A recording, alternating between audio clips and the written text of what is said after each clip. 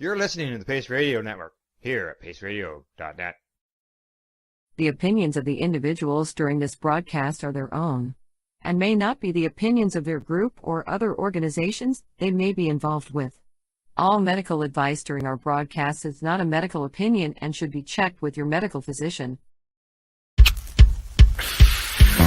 Oh yeah, baby, that's lovely.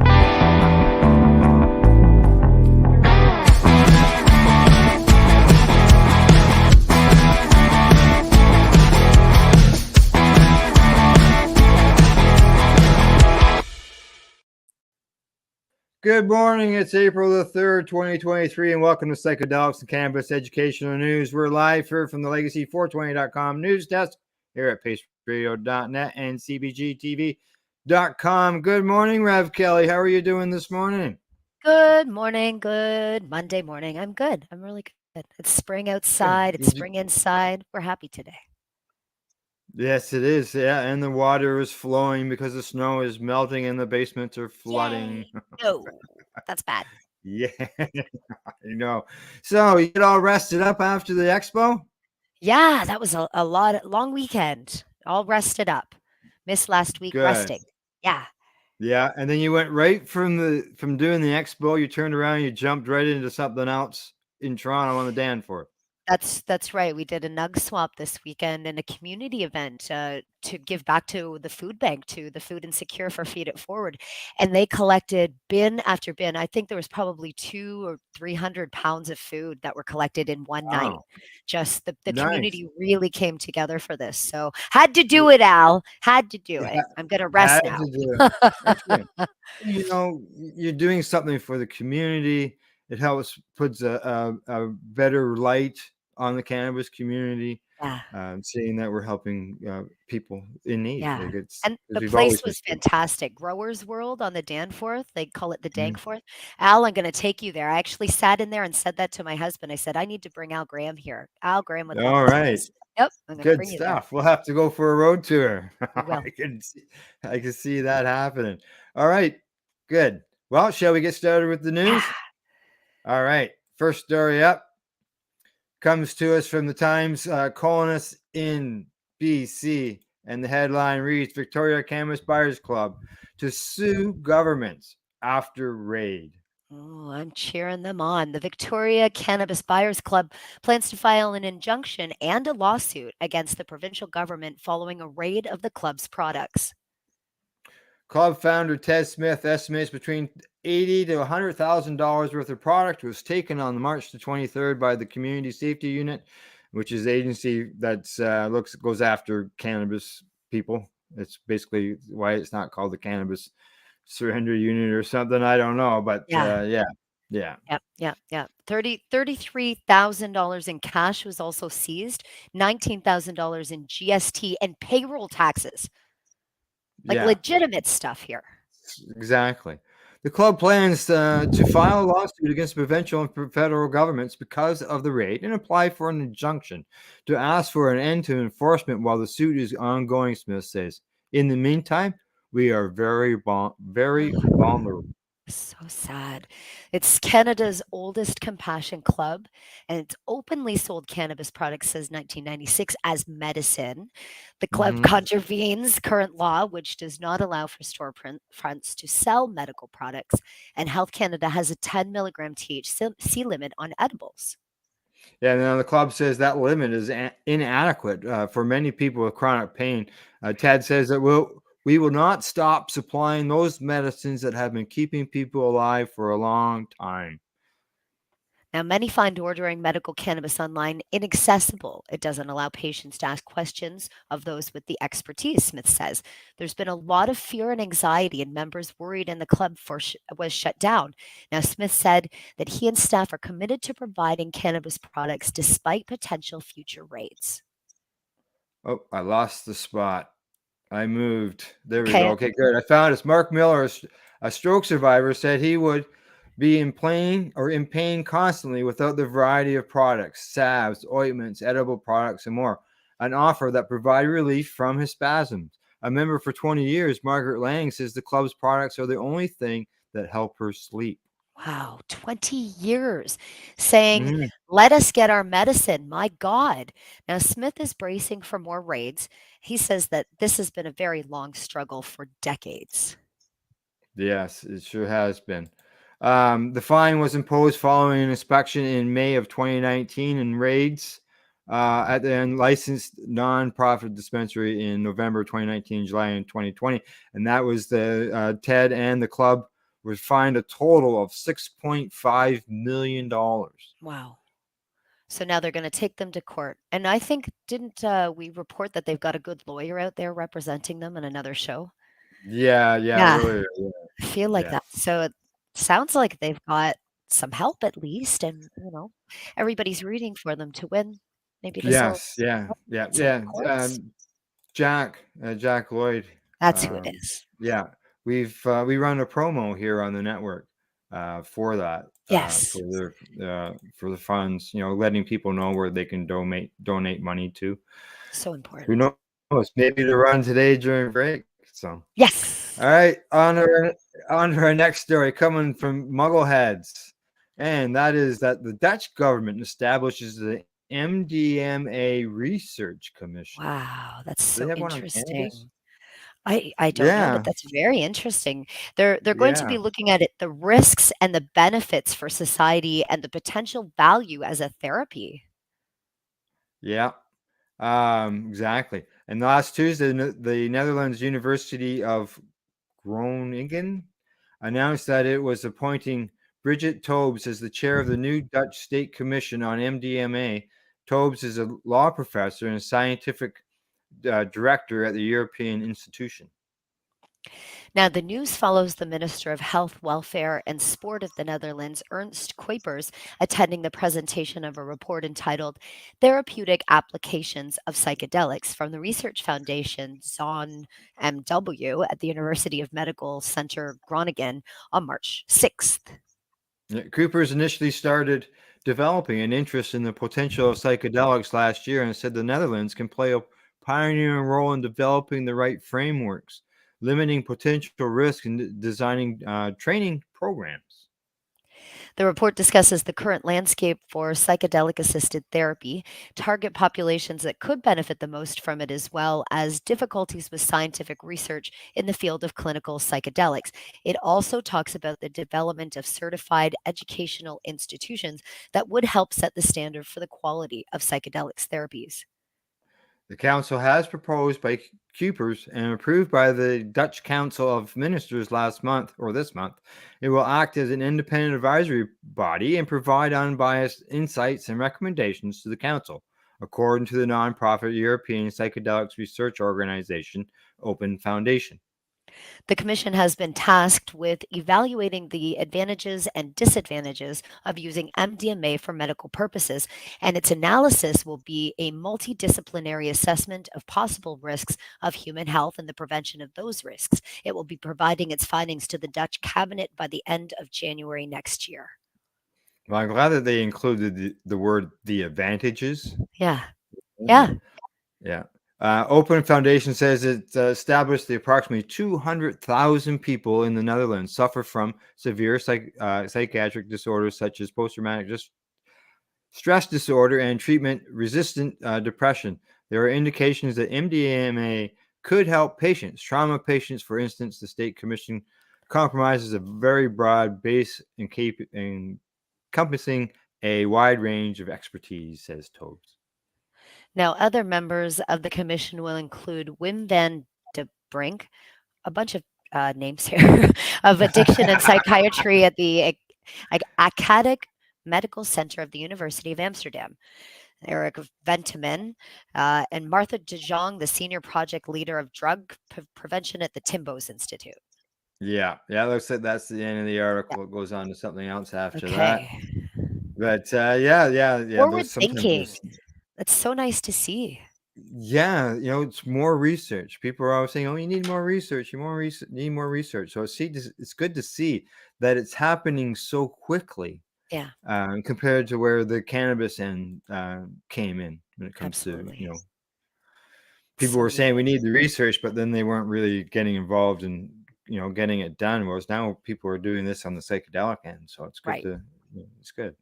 All right, on to our next article. And this headline says that some Switzerland residents can legally buy recreational cannabis in pharmacies. Wow.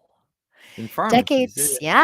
Decades after pioneering prescription heroin and safe injection sites, Switzerland is now experimenting with decriminalizing recreational cannabis. It's being done in a very Swiss way, according to addiction experts, taking things slow and steady to see how the population responds.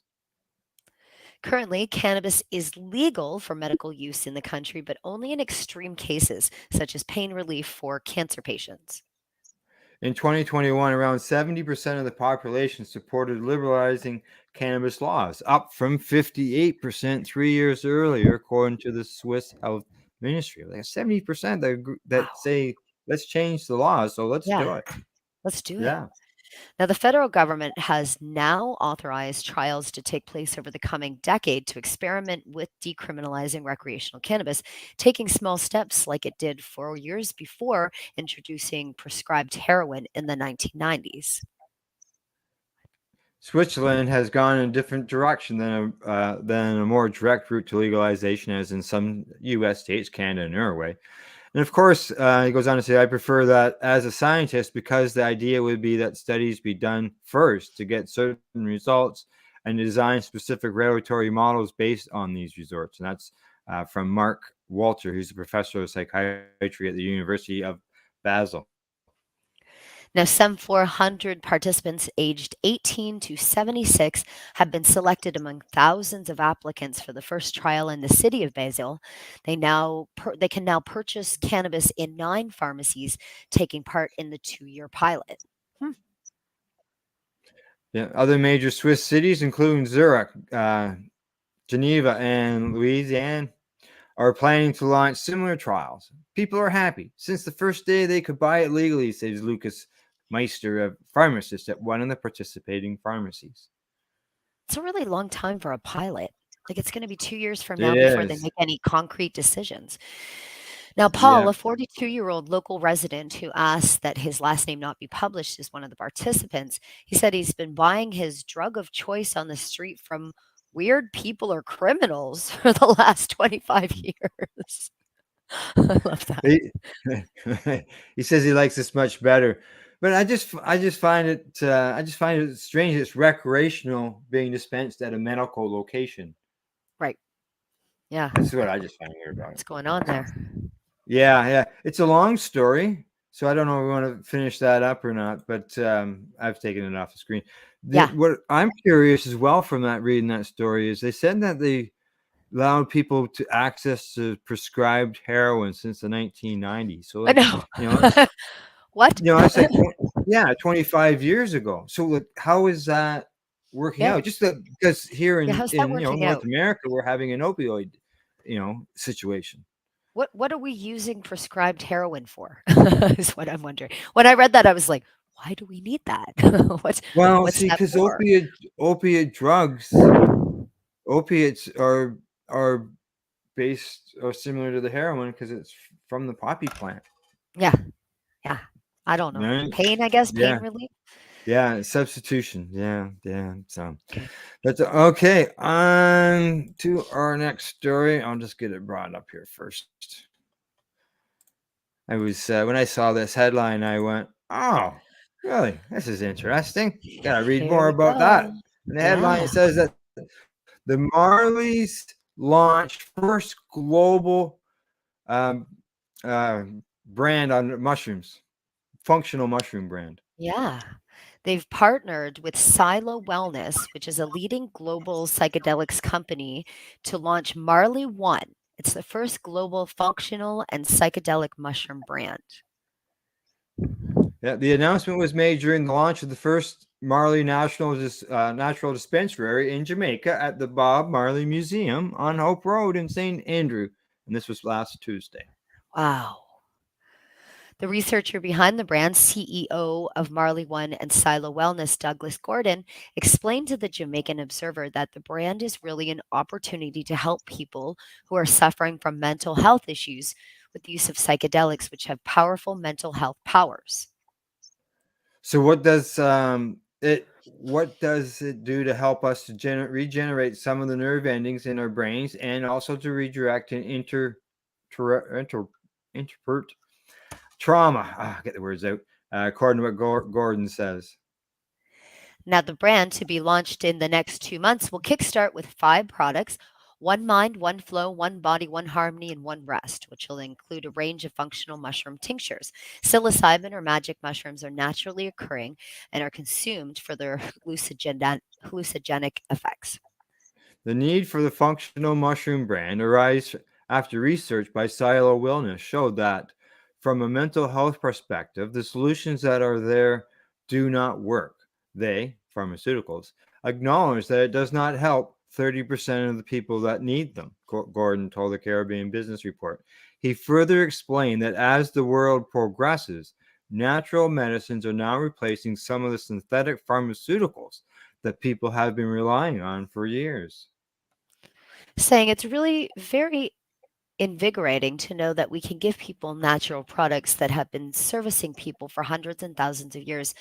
They give them natural healing in different aspects of life. While making his presentation at the launch, Gordon said once individuals understand how the experience works, they'll understand why this is such a powerful, important role that we get to play, and to do that with such an iconic, globally recognized and respected brand is a real privilege. He added that with a brand like Marley that is so well recognized, the company has an opportunity to open the door for people to listen. The Marley One brand will also be offering therapeutic psychedelic retreats in Jamaica. Wow. Gordon's Mhm. saying that more investments are being poured into psychedelic research. Wow. So you can now go to the retreats as well, the Marley Well, retreats for yeah, that. yeah, because mushrooms aren't illegal in Jamaica. No. Oh my No, and there's goodness. lots of resort. Yeah, there's places down there to go to. Now, they say here that Gordon continues to say that this gives us in Jamaica and the Caribbean the opportunity to be the first to bring this to consumers, and first to be able to practically help people globally who can come to Jamaica and experience what a psychedelic experience is, properly administered. He explained that the retreat will allow people to participate in a 5 day or 4 night therapeutic wellness experience with psychedelics. How wonderful. Hmm. Well, speaking at the launch, Sedella Marley cited the journey of Rastafarians to have cannabis accepted and her father's advocacy for the positive power of the herb. She said, with the launch of Marley Natural and Marley One, our family stands behind the power of plant medicine to heal and expand. She also praised her mother for the advancement made and for keeping her father's legacy alive. She goes on to say, I do take mine every morning and it works. She further added that her family always stood for being one with the planet and appreciating and recognizing its ability to help us heal, she says. Both brands will spread that message. And there's the CEO. Yeah, Wow, yeah, wonderful. yeah.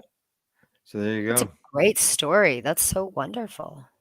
Yeah, so they've gone from the cannabis and bringing in the mushroom end of things into the name, Good for them. and it, So as I they, said, it's a plant, yep, it's earth, yep, it's yeah, it's all. yep. I think I mentioned last time that we went into that article that we were going to go to break after that. I was a little ahead of myself. We got this story. Yes, Is one more. yeah. One more. Here we go. Headline it on MJ Biz Daily. Its Justice Department could help marijuana industry via Cole Memo 2.0 or hurt reform. As federal cannabis reform inches forward in a Congress paralyzed by partisan gridlock, more immediate progress might have to come from the Biden administration. U.S. Attorney General Merrick Garland's Department of Justice might address the thorny issue of cannabis banking when his office revisits its approach towards the state legal but federally prohibited marijuana industry, according to the Washington Insiders. A friendly, or at least hands off, Justice Department would be welcome. would be welcome news to cannabis business frustrated and exhausted with inaction in Congress, where bipartisan reform bills such as the Safe Banking Act remain stalled. The bipartisan people who are green, come on, just pass them. Wow. However, a policy memo by itself, much like the landmark 2013 Cole Memo, is unlikely to convince more banks to offer basic services to cannabis businesses, several observers say. Wow. So that one's been stalled since 2013. My goodness. Yeah. Yeah. Such a document, dubbed by some insiders as Cole Memo 2.0, could even backfire. Pro cannabis GOP lawmakers and the lobbyists attempting to win necessary conservative support for cannabis reform in progress fear that unilateral action through consistence with President Joe Biden's MJ rescheduling review and low level federal pardons could turn off congressional Republicans. That in turn would make it more difficult to pass major reform legislation such as cannabis banking and removing cannabis from Schedule 1 of the Controlled Substances Act. Now, U.S. Rep. Dave Joyce from Ohio, he says, I'm happy that both Congress and the administration are beginning to look more seriously at the need for federal cannabis reform. And they sure do. They sure do. However, it would be most helpful if both branches worked in coordination as opposed to unilaterally. He added that lawmakers need answers from the agencies, and the agencies need more direction from Congress. And so it's just basically a big circle. Yeah. In 2013, a deputy attorney general in the Obama Justice Department named James Cole released a 4-page policy advisor that's been credited with allowing the state legal cannabis industry as we know it to exist. Crafted after voters approved adult use legalization in Colorado and Washington, but before the beginning of retail sales in those markets, the Cole Memo gave U.S. attorneys guidance for deciding how to deal with state legal cannabis businesses in their districts. And then Jeff Sessions come along. He was the first attorney under the Trump administration, and he rescinded the memo. Right, but the Justice Department has not strayed from the memo's general guidelines. Then the Biden administration's DOJ has been examining cannabis policy since at least last year, Garland said during a March 1st congressional oversight hearing. Yeah, within the department, we are still working on a cannabis policy that will be very close to what was done with the Cole Memorandum, Garland told U.S. Senator Cory Booker. He's from New Jersey. And he's a leading voice for cannabis legalization in Washington. Wow. So, yeah. It just feels like ping pong, back and forth, it's not getting anywhere. No, exactly. Like, why? There's the bipartisan, there's agreements and stuff. They just got to get that final, as if they got to get the signature on the paper because there's agreements on it. The majority of the humans in the USA is it a fight over voted. who wants to take? Is it a fight over who wants to take credit for doing it? Maybe it's something as silly as that. Whatever it is, it's ridiculous. It is ridiculous. All right. Well, we need to medicate after that one. I think so. We have Kelly. I'll be right back after a joint session. You're watching Psychedelics and Cannabis Educational News. You're listening to the Pace Radio Network here at paceradio.net.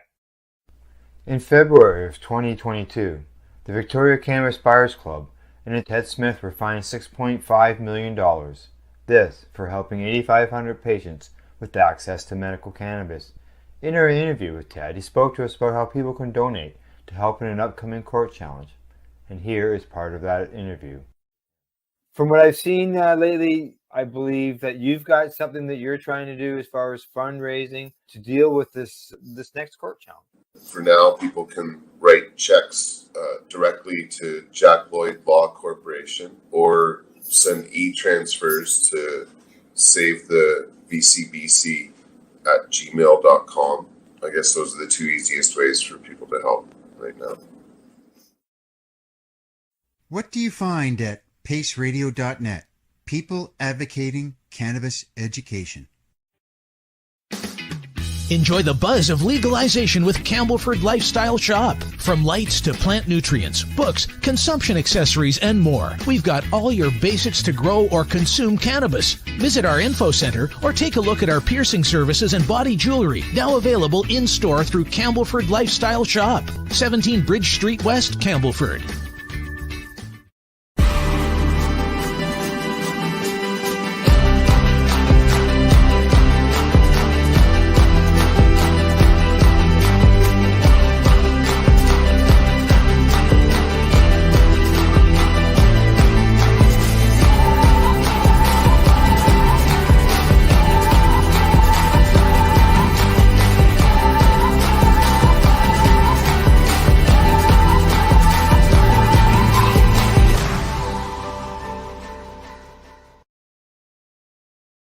Cannabis edibles are an effective way to manage pain and other ailments, especially when you deal with your trusted partner, Legacy 420, in Tyendinaga Mohawk territory. You see, we lab test every product on site to ensure proper dosage every time, which is critical when consuming cannabis edibles. All Legacy 420 edibles are made by our classically trained baker and chocolatier, and we also have super tasty vegan options. Our baker has been in the industry for 25 years. She's also a chocolatier. Everything from savory to sweet, your chocolate bars, brownies, butter tarts, you name it, we make it. Talk to our knowledgeable Cannatex about our incredible variety available. Give your trusted partners a call. Legacy 420 out on your road.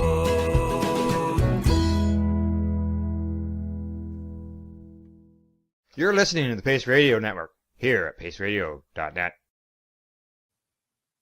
Hey, we're back from our medication session. You're live with Psychedelics and Cannabis Educational News.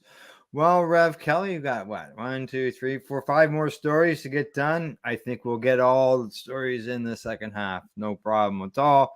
And we'll start off with recall issued at the cannabis for cannabis packages with incorrect THC labels, and that comes to us from CTV News. Yes, the recall is stating that the THC label is lower than the actual THC, and it's from Original Fraser Valley Weed Company in BC, Sour Kush dried cannabis. Uh-oh. Yeah. Oh. Uh-oh. I opened up another window there. Okay, good. It's gone. A recall has been issued because of the THC levels. Health Canada recalled 2 lots of Original Fraser Valley Weed Company BC Sour Kush dried cannabis on Thursday. This THC labels is lower than the actual THC, they say. Yes. According to Health Canada, 1 lot of the packaging shows that there's 9 milligrams of THC. Well, in reality, it's 90 milligrams. That's a lot. And then the other, there's 7 milligrams, and there's actually 70. So that's a big difference. Big difference. Yeah, exactly. I just want anybody to know, it was packaged on March the 1st, and they were sold through the OCS and through authorized retailers in Ontario. They haven't received any complaints so far. Yeah. Nobody's complaining. They just are. No one's complaining. But I can see where somebody who's maybe just going to try edibles for the first time. They wanted, to get something with a low THC, thinking that they were getting 7 milligrams, but instead they got 100. Or yeah. And it was sold between March 14th and March 24th. So if anybody bought it and you don't like it, they're recalling it. Yeah, or if you got some and you're an experienced consumer and you go, holy shit, those 7 milligrams are kicking my ass. Yeah. If you go buy a second pack like that, it ain't gonna happen the second time. Right. Oh, yes. Okay, now we were talking before the break about Marleys, the retreat, so on and so forth with the psychedelics and the mushrooms. Our next story here is talks about these are some of the most affordable psychedelic retreats out there. This comes to us from the Psychedelic Spotlight. Okay. 6 of the most affordable ayahuasca and psilocybin retreats. They're offering accessible options for those seeking the therapeutic potential of psychedelics without the hefty price tag. I love Yeah. it. Yeah, the retreats have become increasingly popular in the years, and more people are turning towards alternative methods. And they say that most psychedelic retreats start around $3,500 to $6,000, and this is the base price because price can reach up to Wow. $10,000. Wow, I can't even get that out. Sometimes even more, depending on the length of the stay, amenities, and how luxurious you want your traditional plant ceremony to be. This has led to concerns about inequality within the space, with only those who can afford it being able to access the benefits of these powerful substances. But in an effort to address this issue, we have scoured the web to find some of the most affordable psychedelic retreats out there. All right. Yeah, they say through their research, they have found some retreats that offer affordable options for those who are interested in exploring the therapeutic benefits, potential of psychedelics with either ayahuasca, psilocybin, or San Pedro, which is mescaline. Psychedelics hold a lot of power to help people in profound ways. Thus, such traditional plant medicines should be accessible to everyone. In this article, they delve into each of these retreats, exploring what they offer and why they may be a good fit for those looking to embark on a psychedelic journey without breaking the bank. The prices do not include flights to the respective cities. Yeah. Okay. All right. We'll just skim through them here. Uh, Eticas, Peru, $675 plus your flight. But It looks boy, so cute. that's Look how nice yeah, that yeah, looks. exactly. Yeah, they're Yeah, they say it's 675 for 3-day retreat, 1700 for 7 days. So for a whole week, $1,700. right. Yeah, Wow. exactly. Next one. Gaia Sagrada in the Ecuador, and that's $950. This place looks gorgeous. Look at the yurts Yeah, there. I You can know, stay in eh? yurts. Wow. Nice, nice. They offer a 7 and 12 day retreats that offer ayahuasca and San Pedro ceremonies, as well as a sweat lodge ceremony. Prices of the retreats, what do they say here? $950 for 6-day retreat. It's amazing. It's including Wow. housing and food and everything is included for that. You just got to fly to Ecuador and for, less than Yeah. $1,000, you Your can stay there meals. for 6 days. Wow, Yeah. that's great, Al. Yeah. Del Sol. It's in Ecuador, $1,500 plus your flight. Look at Everybody that. around together, eh? Yeah. I mean, you can stay for 11 days. It's a vision quest, and it's 4 days, 4 nights in the mountain in solitude, exploring the great spirit and the vision of your life. Oh my. Wow. In Wow. those days, there's no eating, drinking, or speaking.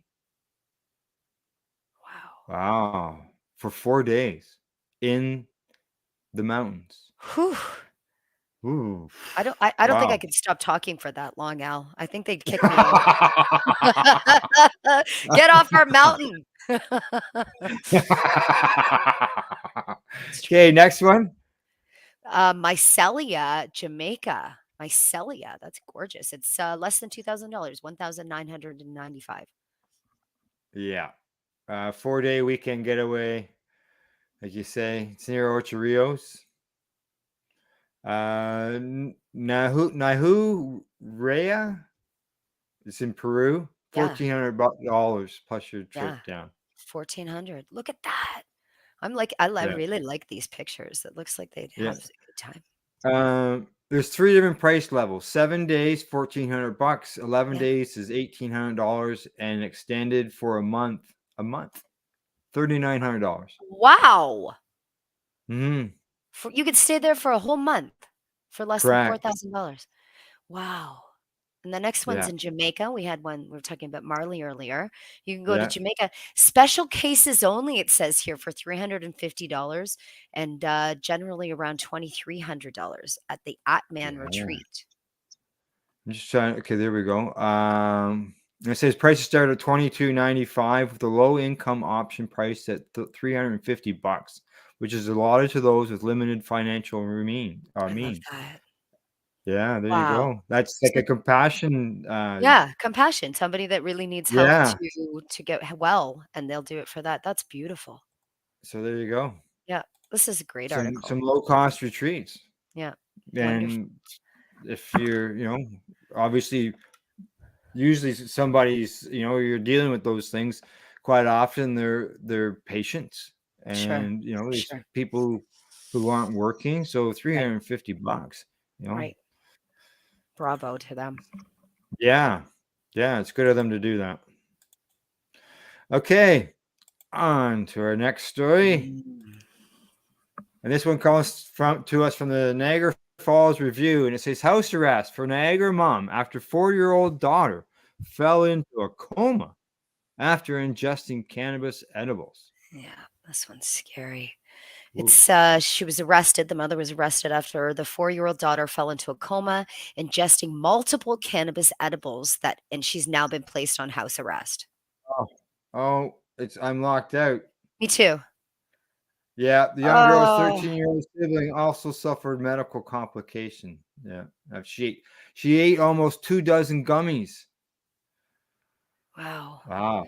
I mean, like, there's so many wonderful options for locking up your cannabis. There's so many things that you can do for this. It's Yeah. so startling that we can hear this. And I'm sorry that we can't get any more of the article because I'd like to know what Yeah. caused the coma of the child. It's a 13-year-old. You can read that just a little bit there. Mhm. So it's not as if it was a baby who just stumbled upon them, Right. but still, if you would, I don't know if that picture that's in there, if that is the product that was used. Sure. But 'Cause it this says says CBD. CBD gummies. It's Yeah. just a stock photo or Yeah. something. Right. Yeah. Yeah. Yeah. But Wow. yeah, Lock up your you know, cannabis. Teach your children not to go near it. not to go near it. I know that I've had to do, I did that. Yeah. You know, when I had young kids when they were at the house and I got my license. Yep. I said, see those baked goods with the M&Ms on them? That Yep. means medical marijuana. Yep. That's not for you. That's not That's for just for you. grandpa. That's right. Exactly. Back then it was dad, okay? Oh, dad. Sorry. Well, you have little ones now Now we that in got the house. grandkids. Now Yeah, I you got little ones now grandkids are around and cannot touch you. talk with them. And they know, They they this know. is yours. They don't touch it, and that's because it's Correct. communication, and some parents don't have the courage to be able to talk to their kids, so if they don't have the courage, they should just lock it away and make sure that Well, it's far away. it's also a way for things to try to reduce the stigma because in Yes. 10, 20 years, they're going to be the, adults out there. That's right. And if they know that, their grandfather or their father used medical cannabis and he's been much better for it, so on and so forth. Yeah. Then, that stigma gets dropped down another notch, right? That's right. That's right. So, all right, on to the next story. Headline says Illinois Senate passes bill to block police from searching cars based on marijuana smoke. And that comes to us from the Marijuana Moment.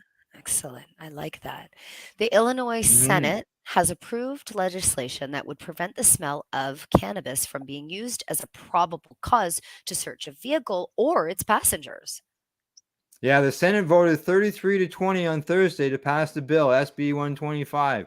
It's now set to be considered by the state's House of Representatives. The bill's sponsor, Senator Rachel Ventura, said in a statement issued by Senate Democrats that the proposal would protect Illinoisians' rights against unreasonable searches. People, especially people of color, are unnecessarily pulled over far too often, Ventura said. The odor of cannabis alone shouldn't be one of those reasons. Cannabis is legal in Illinois, and its pungent scent that can stick to clothes for extended periods of time. And it's exactly right. Yep.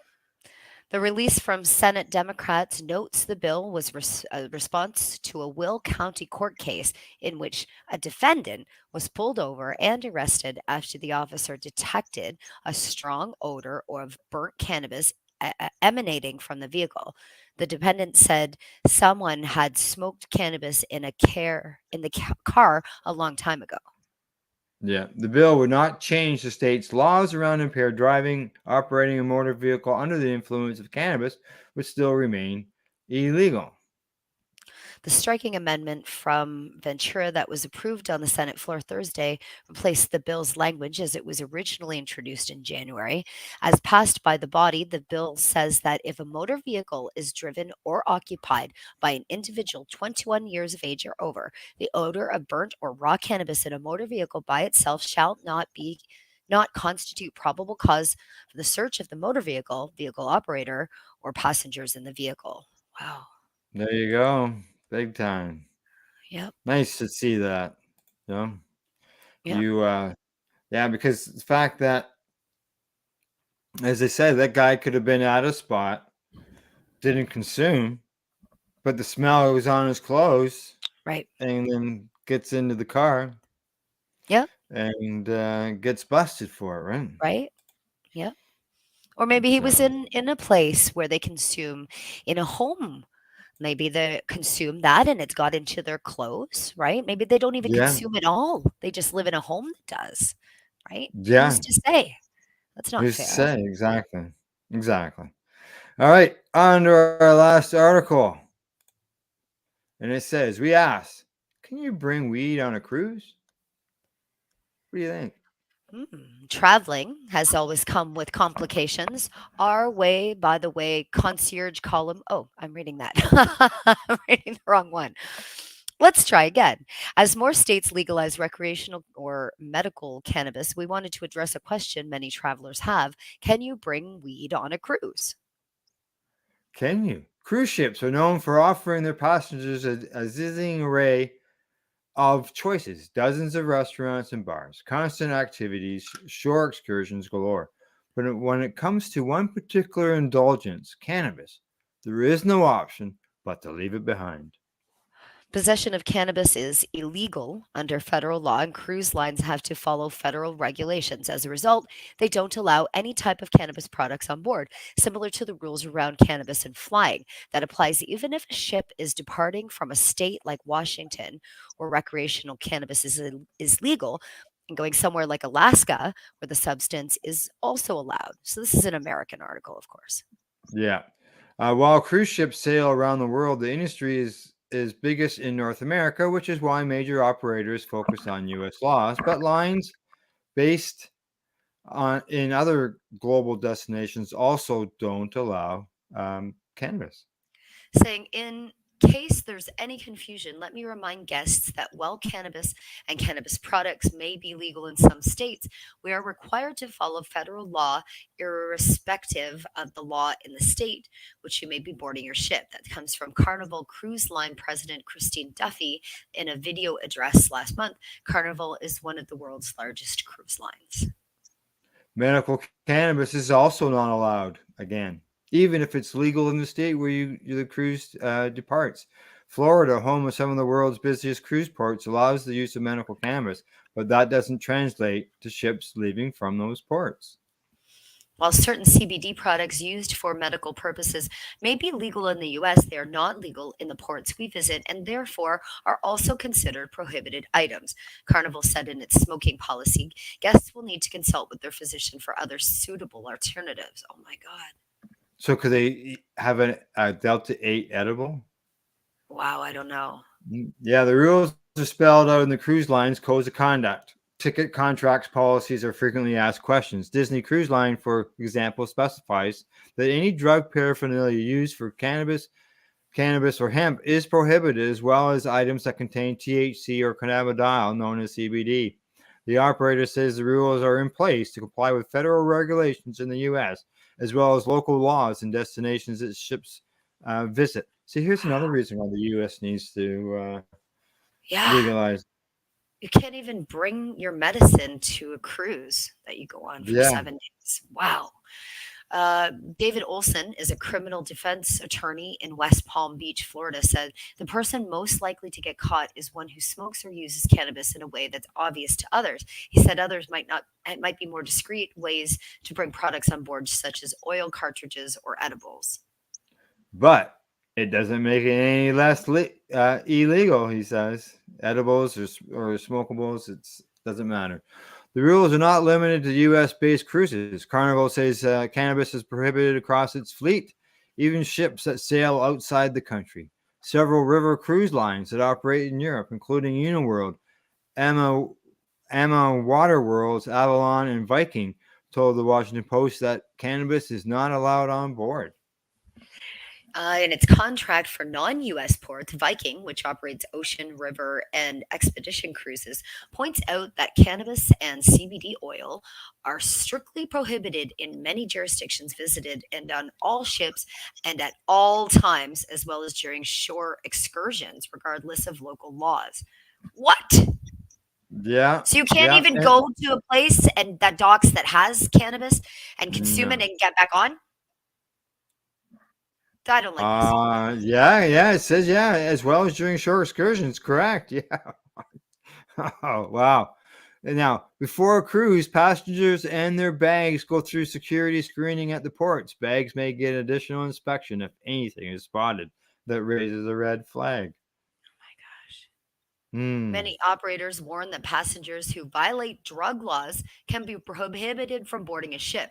If they are caught with cannabis on the cruise terminal, they'll be forced to leave during a cruise. Viking says travelers are subject to being reported to law enforcement or customs authorities, arrest and prosecution. Cautions that staterooms or baggage would be searched at any time. Do you know what I'm realizing right now? I am a pirate, Al. I only want to travel on pirate ships from now on. That's terrible. This is terrible. Now, Royal Caribbean International, they say possible penalties, including confiscation of illegal substances, reporting the violation to law enforcement, and refusing to let someone start or finish a cruise. Which law enforcement? The one that's closest to you or the U.S. law enforcement? Because if they're kicking you off the ship, you're not going to be there on board to be arrested in the U.S. No, right? No. Wouldn't you just love to be listed, get dropped off at a place that has terrible laws? Yeah. No, I You know what I mean? Eh? Dropped off there. Wow. Cruise company says jurisdictions throughout the voyage may have strict laws that address and severely punish drug possession. Oh my, this is a scary article. Yeah, exactly. They say that the Carnival president says the operator has added more security and personnel and introduced drug sniffing dogs in ports. Anyone caught violating smoking policy faces a $500 fine as well. We just wanted to go on a Disney cruise. We just wanted to go on a Disney cruise. My goodness. Well, there's the answer that we have there for about set sail with any of our doobies, Al. That's not happening. We're not. No, we're not setting sail for sure. You know, I really thought it would have been the main thing would have been because like being that the borders stuff like along that line was going to be the problem because they would go in and out of the borders, but they didn't really.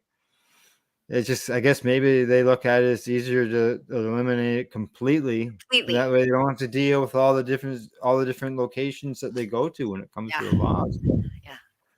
Yeah. It sucks for anybody that is a medical cannabis patient. It really sucks.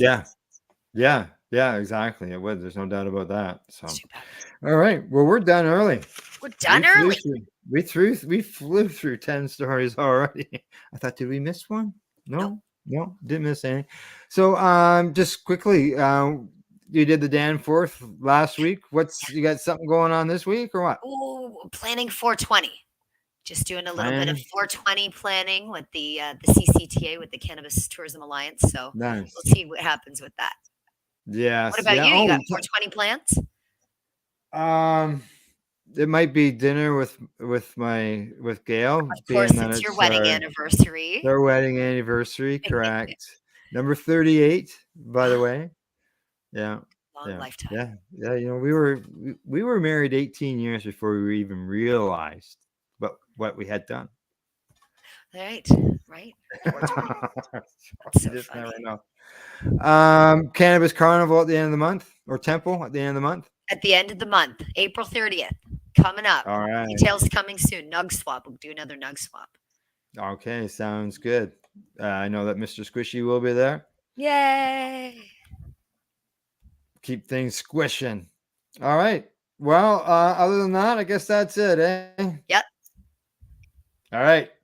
That's it. That's our Pace News Report for April the 3rd from the Legacy420.com news desk and for our buds at the Campbellford Lifestyle Shop and Legacy420.com. And in closing, we'd like to say thanks for watching or listening. Plus, don't forget to medicate, educate, and do not incarcerate. No. You're listening to the Pace Radio Network here at paceradio.net. The opinions of the individuals during this broadcast are their own and may not be the opinions of their group or other organizations they may be involved with. All medical advice during our broadcast is not a medical opinion and should be checked with your medical physician. When you have a pain that's reached its peak, Legacy for 20, it's so unique. If organic cannabis is what you seek, here's your trusted partner 7 days a week. Suppository salves, vapes and drops, topicals, edibles, infused pop. Just when life seems like it ain't easy, at Legacy 420, enjoy a pop freezy. Lab tested products, make them the GOAT. Legacy 420 out on your road. Legacy 420 in Tyndonega Mohawk territory. Indigenous organic cannabis at its finest. What do you find at paceradio.net? People advocating cannabis education. Enjoy the buzz of legalization with Campbellford Lifestyle Shop. From lights to plant nutrients, books, consumption accessories, and more, we've got all your basics to grow or consume cannabis. Visit our info center or take a look at our piercing services and body jewelry, now available in-store through Campbellford Lifestyle Shop, 17 Bridge Street West, Campbellford. Are you a cannabis content creator? Are you looking for a place to have your content seen? If you answer yes to both questions, then you need to check out cbgtv.com. CBGTV broadcasting to a worldwide audience. Find us at cbgtv.com. We are people advocating cannabis education here at paceradio.net.